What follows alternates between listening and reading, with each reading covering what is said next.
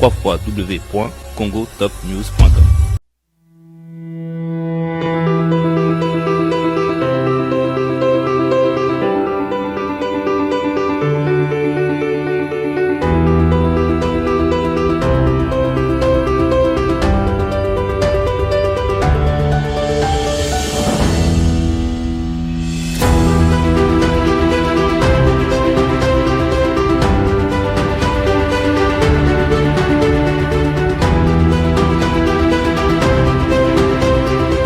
Le mois de mars n'est pas simplement une date inscrite dans les calendriers. Il est une saison d'espérance, un temps de vérité et une lumière que nous allumons ensemble pour éclairer les chemins de la justice et de l'égalité. La promotion des droits des femmes est aujourd'hui une priorité nationale portée avec détermination par son Excellence M. Félix-Antoine Tshisekedi Tshilombo, président de la République, chef de l'État, et mise en œuvre avec engagement par son Excellence Madame Judith Suminwa Tuluka, première ministre et chef du gouvernement. Les femmes sont au cœur de la relance économique, de la stabilité sociale et de la cohésion nationale. Lorsqu'une femme s'élève, c'est toute la société qui avance. L'épargne officielle du mois de la femme 2026 qui vous sera présentée tout à l'heure ne sera pas un simple tissu, mais plutôt un message porté sur nos épaules, un symbole de dignité et un étendard de justice.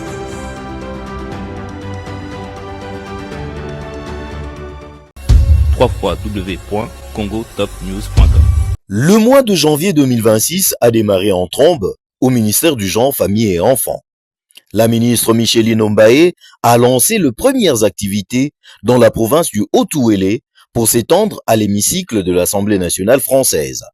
La patronne du genre, famille et enfants congolais a multiplié les interventions de haut niveau durant ce premier mois de l'année 2026.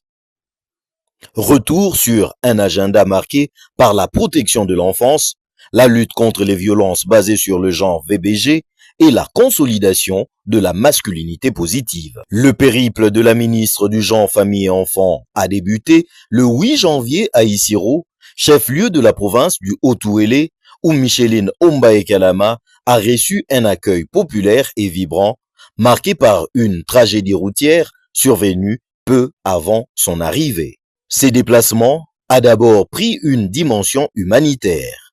Aux côtés du gouverneur Jean Bakomito Ngambou, Micheline Ombaé Kalama s'est rendue au chevet des rescapés à l'hôpital général de référence, apportant un soutien financier et moral aux familles éprouvées, réaffirmant ainsi le caractère sacré de la vie humaine.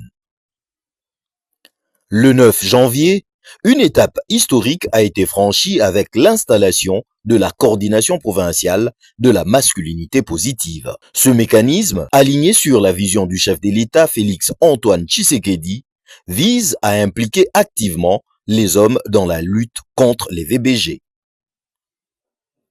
Parallèlement, à l'occasion du 17e anniversaire de la loi sur la protection de l'enfant, la ministre a annoncé un audit national sur l'application de ce cadre légal, insistant sur l'installation des tribunaux pour enfants et la construction des établissements de garde et de rééducation des enfants en conflit avec la loi. Une vulgarisation accrue des droits de l'enfant. Cette volonté de dignité s'est également manifestée lors de sa visite à la prison centrale d'Isiro, où elle a plaidé pour l'amélioration des conditions de détention des femmes et des mineurs. Le 11 janvier, l'action gouvernementale s'est concrétisée par la remise d'un lot d'équipements, motos et matériel de bureau à la police de la protection de l'enfant et de la lutte contre les violences sexuelles. Un appui logistique crucial pour l'efficacité des interventions liées aux violences domestiques. Avant de regagner la capitale, La ministre a également endossé son rôle de haut cadre de l'Alliance de Congolais progressistes ACP, mobilisant les troupes derrière la vision du sénateur Jean-Tini Ngobila et l'Union sacrée de la nation. De retour à Kinshasa, pas de repos pour Micheline Ombaé Kalama, qui a porté la voix de la RDC à Paris, capitale de la République française, où elle a participé à un colloque de haut niveau à l'Assemblée nationale française. Ces dialogues bilatéraux a permis de sceller une coopération renforcée sur les questions d'égalité de genre. Enfin, à son retour dans la capitale congolaise, le 27 janvier, lors du vernissage d'un ouvrage sur la résolution 1325 de l'ONU, la ministre a rappelé que ce texte ne doit plus être une déclaration de principe, mais un levier opérationnel. Elle a articulé son plaidoyer autour de 3 piliers qui sont la participation politique de femmes, le renforcement de sanctions contre les agresseurs et le rôle central de femmes dans la reconstruction post-conflit. La ministre du Genre, Famille et Enfants, Micheline Ombaé Kalama, est plus que motivée pour mener à bien la mission lui confiée par le chef de l'État, son Excellence Félix Antoine Tshisekedi Tshilombo. www.congotopnews.com.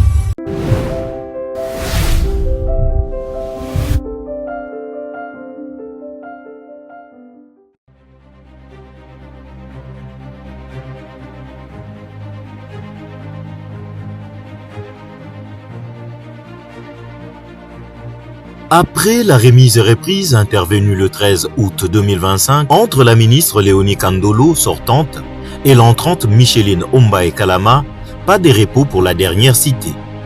La nouvelle patronne du genre famille et enfants a réuni quelques heures seulement après cette cérémonie les directeurs généraux et les coordonnateurs de différentes structures de ce ministère, question de présenter les nouvelles directives afin d'atteindre les objectifs qu'elle s'est assignés.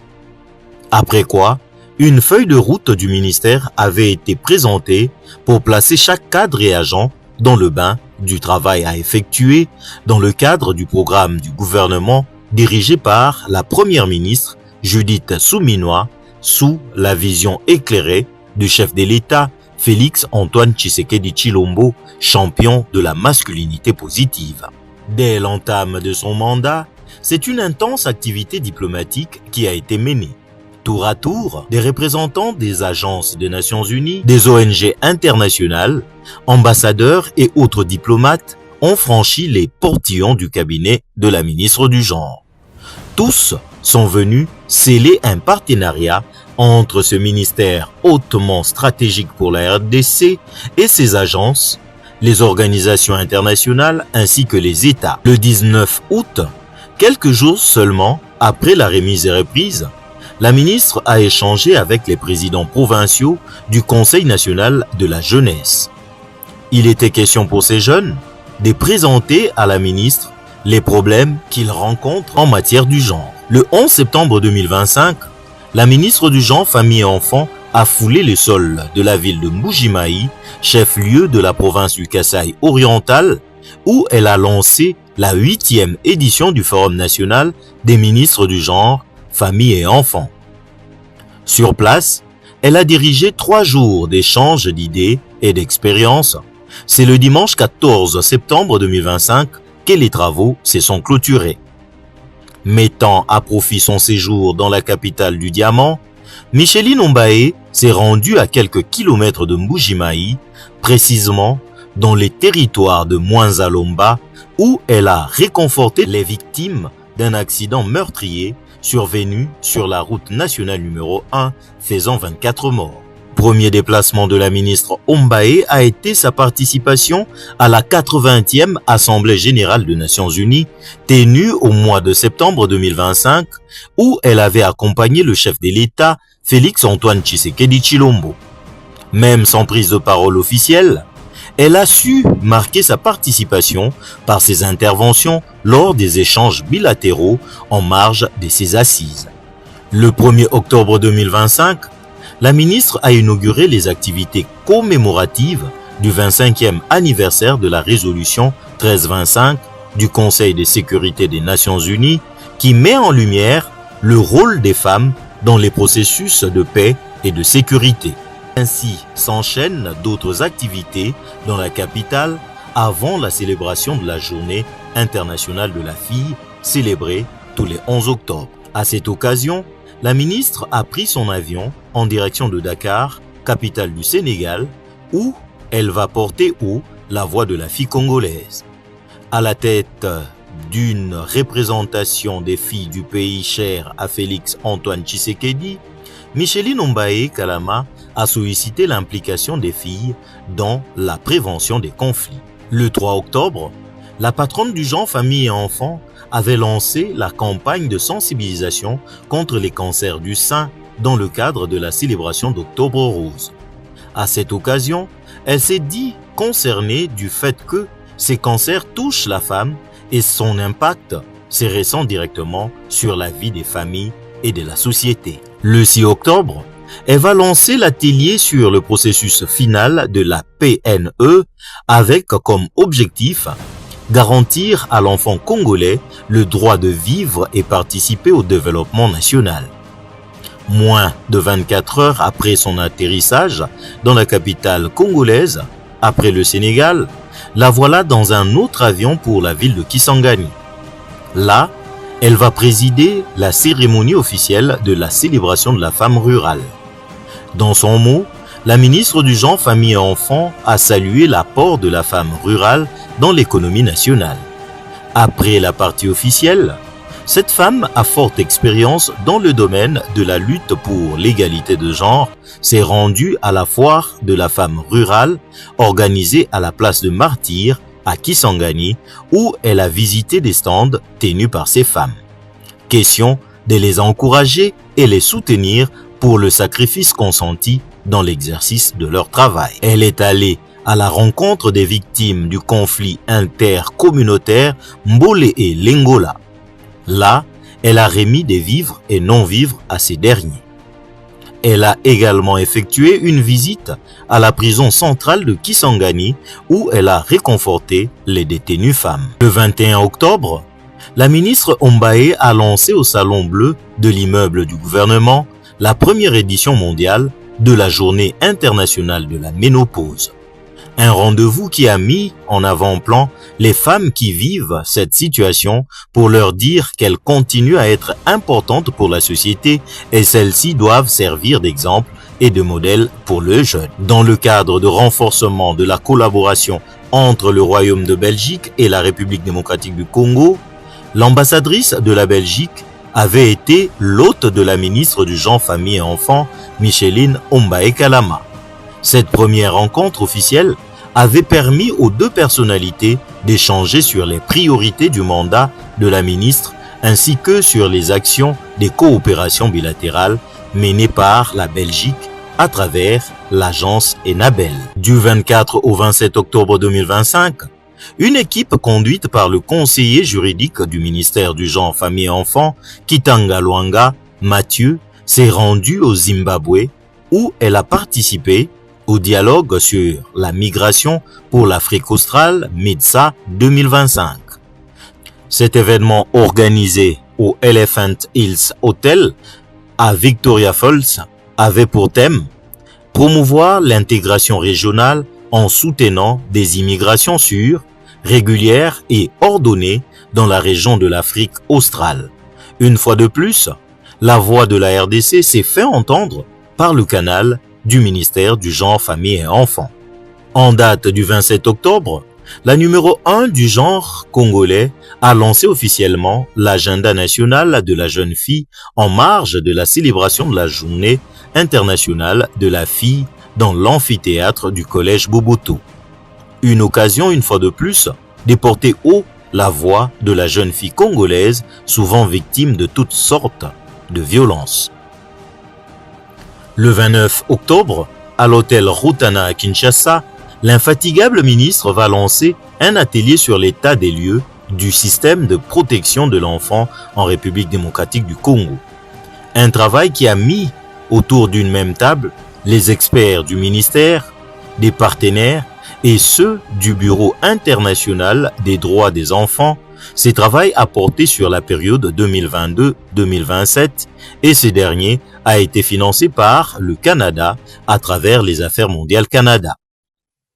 Le 30 octobre, en prélude de la réunion des points focaux genre des ministres du genre, la ministre du genre, famille et enfants, Micheline Ombaé, avait reçu dans son cabinet de travail le secrétaire exécutif adjoint de la CIRGEL. Cet échange a réaffirmé l'engagement commun à faire progresser l'égalité de genre, le leadership de femmes et l'agenda femmes, paix et sécurité dans la région de Grand Lac. Le même jour, elle participe à une rencontre de solidarité organisée au Centre culturel d'Afrique centrale. En présence de la première ministre Micheline Ombaé, est revenue sur les missions principales de son ministère, à savoir promouvoir l'égalité de genre, la gouvernance inclusive et la participation de femmes à la consolidation de la paix. Sans se fatiguer, le 1er novembre, à l'ouverture de la session ordinaire des ministres du genre de la conférence internationale sur la région de Grand Lac, placée sous le thème « Consolider la paix et la sécurité pour un développement durable dans la région de Grand Lac », la ministre a rappelé l'importance de cette session inscrite dans la révision du plan d'action régional de 2e génération sur les femmes, la paix et la sécurité et la mise à jour du baromètre genre de la CIRGEL. À la clôture des travaux, Micheline Ombaé Kalama est désignée par ses pairs présidente des ministres du genre, famille et enfants de la région de Grand Lac à l'occasion du 9e sommet des chefs d'État à Kinshasa. Après ce sommet, s'enchaîne une série d'activités marathon, parmi lesquelles, le 4 novembre, au salon Lubumbashi du Pullman Hotel, le lancement du projet Voix et leadership des femmes renouvelées. Le 7 novembre, la ministre a représenté la République démocratique du Congo à Bogota, capitale de la Colombie, à la conférence internationale sur la planification familiale. Ici, la patronne du genre a pu obtenir un accord cadre estimé à 20 millions de dollars américains avec le Fonds des Nations Unies pour la population. Ces derniers prévoient un financement à hauteur de 5 millions de dollars par an durant 4 années, destiné notamment à l'acquisition de contraceptifs pour santé maternelle. Le 10 novembre, elle a procédé à l'ouverture du Forum des jeunes entrepreneurs sur la prévention du VIH-Sida à l'hôtel Béatrice. Ici, elle a rappelé que cette maladie demeure une préoccupation majeure en RDC. Elle est aggravée par le contexte de conflits armés qui fragilise la protection des populations et complique la prise en charge des personnes touchées. Du 11 au 15 novembre, une délégation du ministère du Genre, Famille et Enfants, conduite par le conseiller en charge de la coopération et partenariat, Arthur Matengo, s'est séjourné dans la ville de Cordoba, en Argentine, pour un partage d'expériences sur le genre. La partie congolaise avait abordé 2 sujets, à savoir les efforts du gouvernement congolais dans la lutte contre les violences basées sur le genre, progrès, défis et perspectives.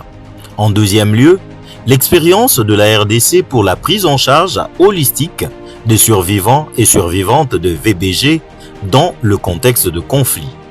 Un échange enrichissant pour les parties prenantes. Lors de la réunion continentale ARISE Afrique, qui s'est tenue du 12 au 14 novembre 2025, où elle a pris une part active à Addis Abeba, la RDC a été primée pour ses avancées dans l'élimination de la violence contre les enfants. Le 20 novembre 2025, Micheline Ombaé Kalama a présidé la cérémonie de remise de bourse à 100 filles lauréates du concours Les Maths au féminin. À cette occasion, la ministre a déclaré que ces filles devenaient les pionnières d'une nouvelle génération de femmes conquérantes, modèles qui portent une responsabilité sacrée.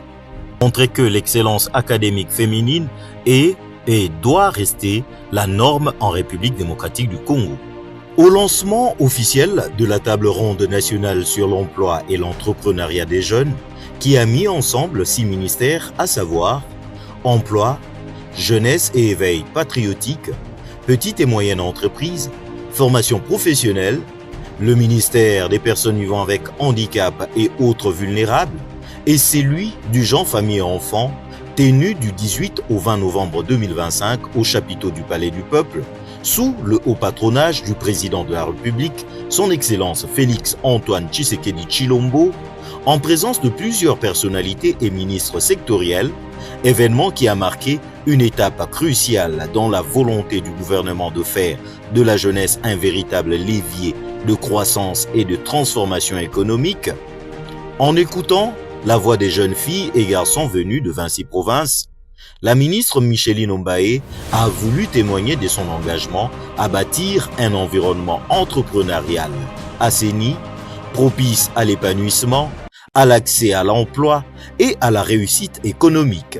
Ces 3 jours de travaux ont permis de décerner les problèmes auxquels font face les jeunes entrepreneurs et demandeurs d'emploi et y trouver des solutions.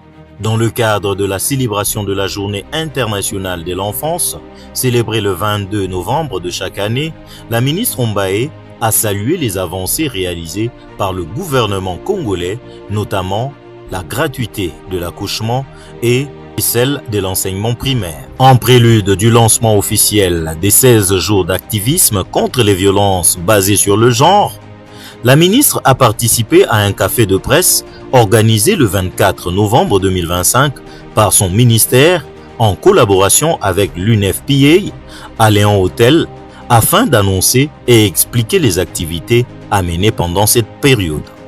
C'est le 25 novembre 2025 que celle-ci va lancer officiellement au Salon Rouge de l'hôtel du gouvernement les 16 jours d'activisme avec un accent particulier sur les numériques devenus à ces jours un canal par excellence où véhiculent toutes sortes de violences sur les femmes et filles.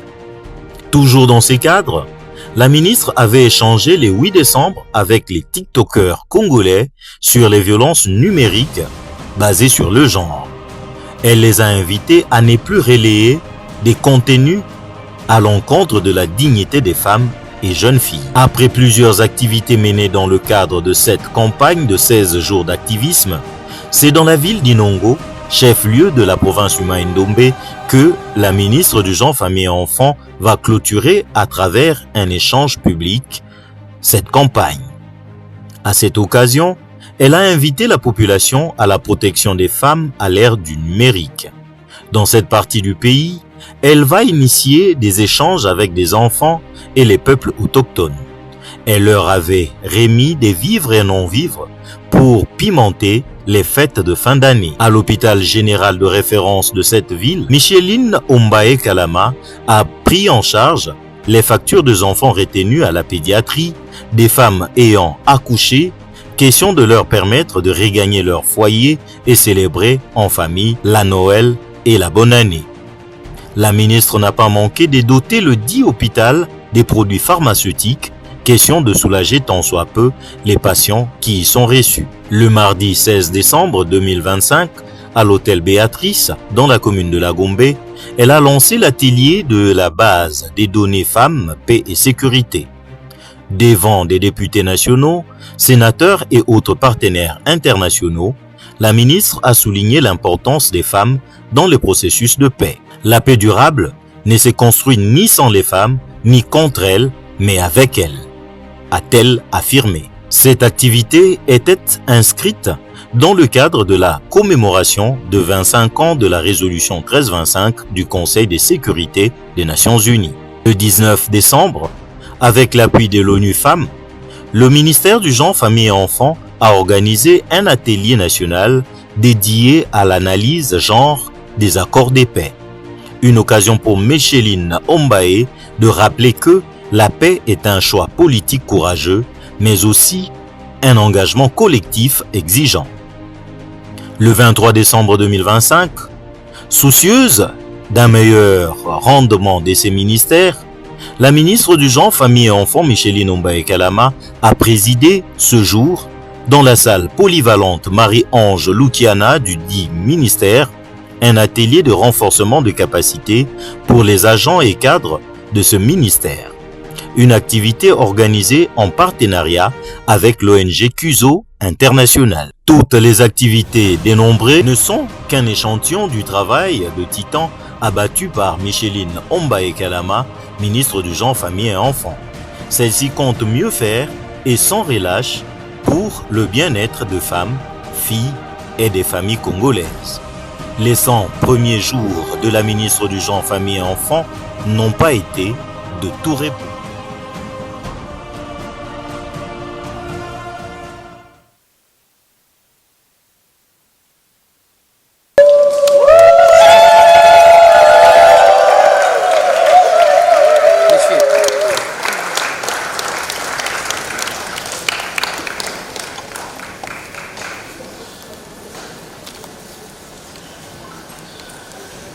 Hymne national.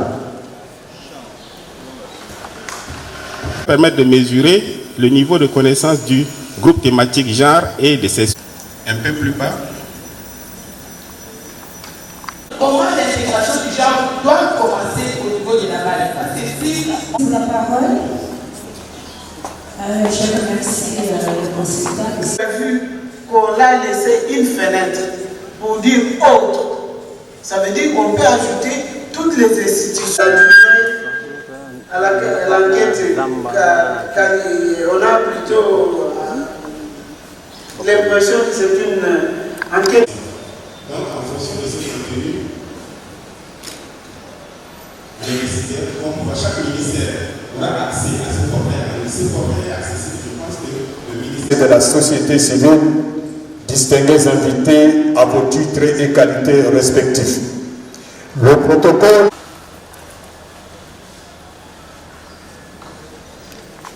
l'intégration du genre. Donc ici, nous avons à faire un choix multiple. Manque de financement. Informel. Et la plupart qui contribuent à la nation, c'est dans la population.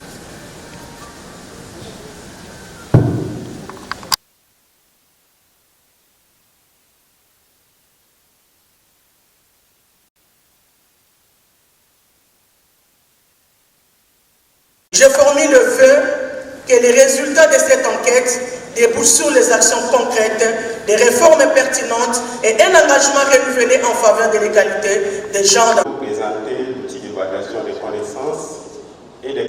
C'est un honneur pour moi de prendre la parole au nom de l'UNIFAM à l'occasion du lancement officiel de cette enquête nationale sur les degrés de connaissances, de compréhension et d'intégration du genre au sein des ministères sectoriels et des institutions publiques.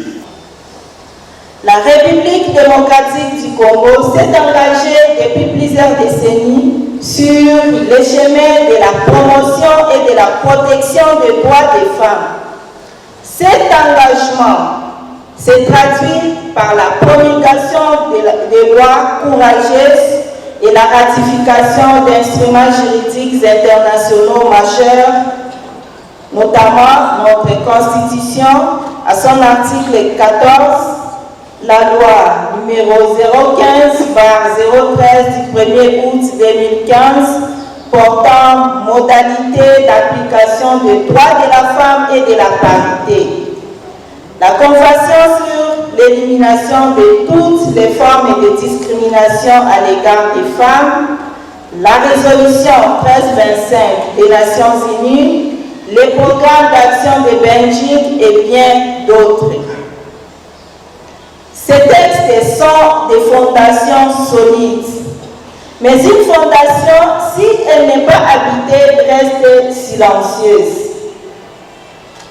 L'effectivité et l'égalité de genre demeure un défi. L'effectivité de la protection contre les discriminations reste un combat quotidien.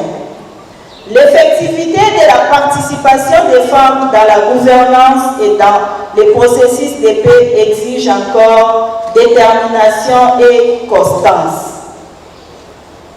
Nous avançons, oui, mais nous devons aller plus loin ensemble. Excellences, Mesdames et Messieurs, distingués invités, pour relever ces défis, nous avons défini un plan de travail ambitieux et structuré. Celui-ci prévoit notamment l'intensification de la sensibilisation et de la vulgarisation des textes juridiques, la mise en œuvre des stratégies nationales, notamment celle de la masculinité positive et celle de la lutte contre les violences basées sur les genres, l'installation des maisons de la femme, le renforcement des centres intégrés multisectoriels de prise en charge holistique des survivantes des violences sexuelles et basées sur les genres, l'opérationnalisation effective du comité interministériel ainsi que du Conseil national du genre et de la parité. Car la parité n'est pas une faveur, elle est un droit, elle est un principe constitutionnel, elle est un levier de transformation sociale. C'est dans cette dynamique que nous avons lancé le 10 et 11 février dernier le processus d'opérationnalisation des mécanismes prévus par la loi avec la participation active des ministères sectoriels et de la société civile. Cependant, une vérité s'impose à nous. L'intégration du genre dans les politiques publiques demeure inégale.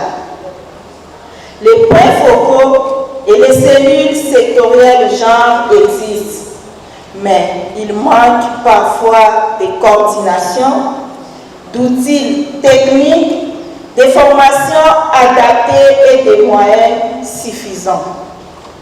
Or, intégrer le genre ne signifie pas ajouter un mot dans un document.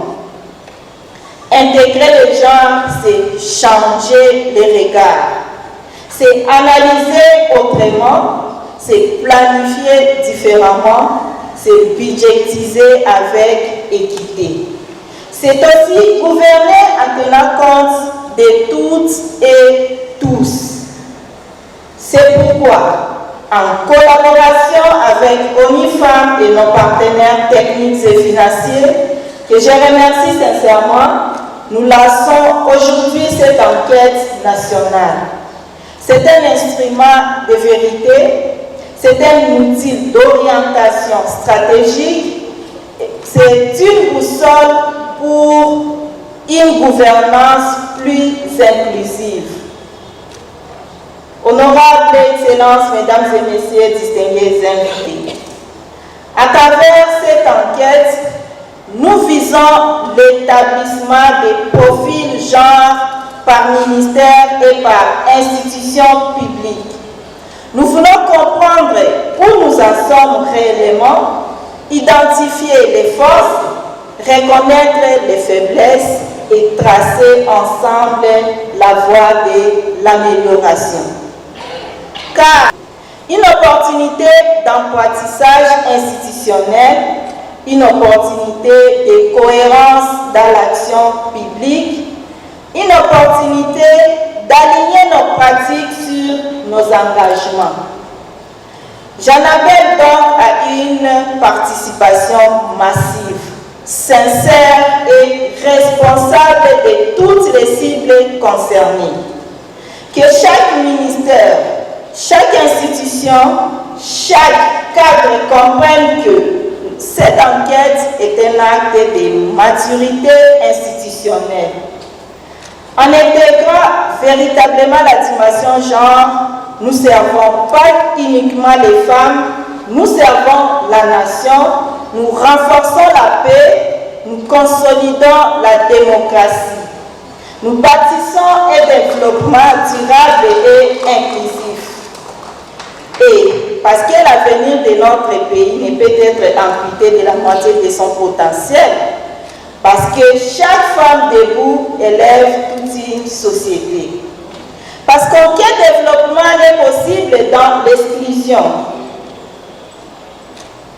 Je déclare solennellement l'enquête nationale sur les décrets de connaissance, de compréhension et d'intégration de la dimension genre dans les ministères et institutions publiques. Que cette démarche soit une lumière, que cette lumière éclaire nos politiques et que nos politiques transforment durablement la vie de nos populations. www.congotopnews.com